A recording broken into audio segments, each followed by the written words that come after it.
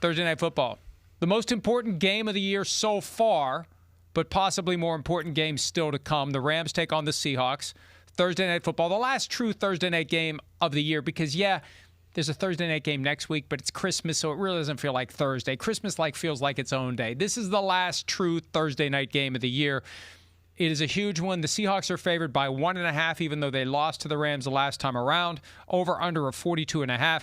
There is an 86% chance of rain with 18-mile-an-hour winds gusting up to 40.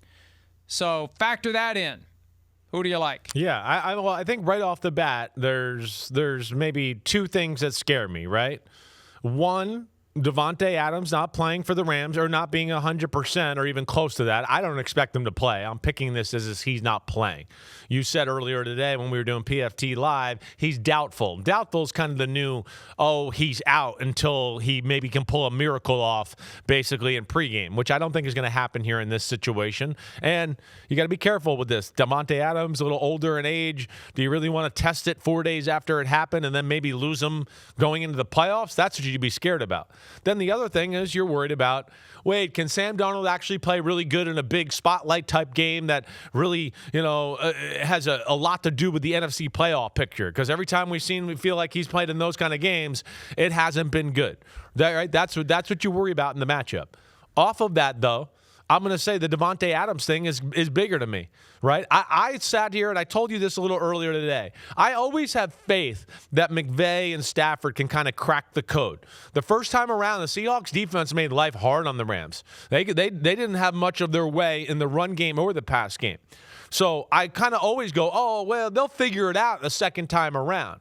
Well, I don't know if they will here without Davante Adams. I got a hard time believing that the Rams, who I think their thing to do here, and they do this more than anybody in the NFL anyways, is play 3 tight ends, go 13 personnel, 1 back, 3 tight ends, 1 receiver.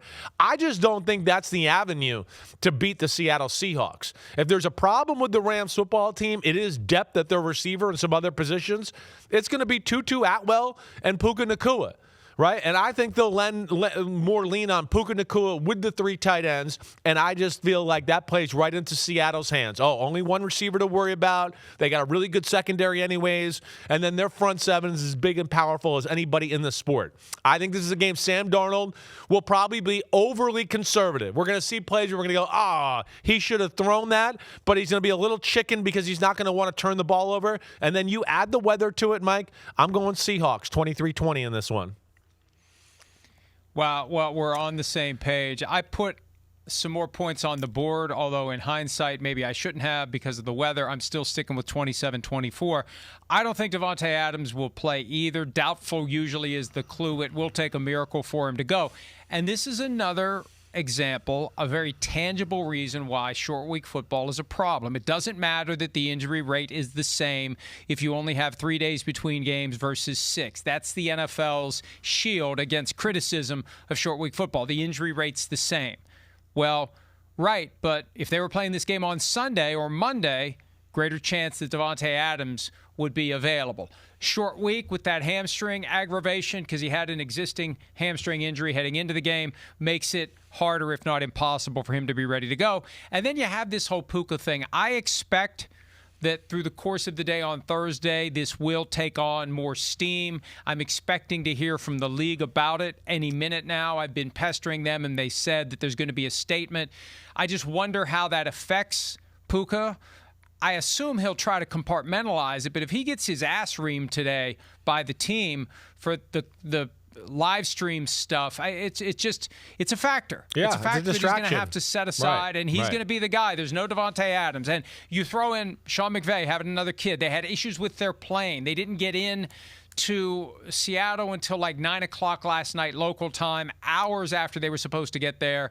There's just a lot of stuff. And the Davante injury, the lack of depth at receiver, the Seahawks understanding how badly they need this when Darnold trying to reverse the narrative about choking in big spots. And the Seahawks are just pretty damn good. Yeah. Hey, they avoided the trap against the Colts last week somehow. They knew this game was coming. We've all been looking toward this game for a long time. I think the Seahawks pull off the big win, and then the path is theirs to the 1 seed. And it comes down quite possibly to Week 18 when they go to San Francisco with the winner of that game Just like, was it 2019? Seahawks 49ers in Seattle to end the season. That determined the one seed. The 49ers won, went to the Super Bowl. It could be the same thing, except that the place where the Super Bowl this year will be played in Levi's Stadium. 27-24. That's my pick.